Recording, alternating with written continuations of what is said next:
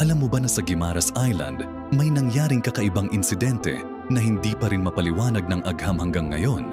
23 bata mula sa elementarya ang sabay-sabay na nawalan ng malay habang nag-field trip malapit sa isang lumang balete tree. Pero hindi lang yon ang nakakatakot. Lahat sila ay nagsalita ng sabay-sabay gamit ang sinaunang hiligay noon na hindi nila alam. Si Father Coronado ay naitala ang kanilang mga salita. Tumpak na paglalarawan ng mga ritual sa paglilibing bago pa dumating ang mga Kastila. Nabanggit din nila ang mga pangalan ng mga ninuno na nakabaon sa ilalim ng puno, mga impormasyon na hindi nila natutuhan sa eskwela. Ang mga bata ay nakakita raw ng mga babaeng nakabistida ng lumang damit na nag-uudyok sa kanila na maghukay sa ilalim ng puno.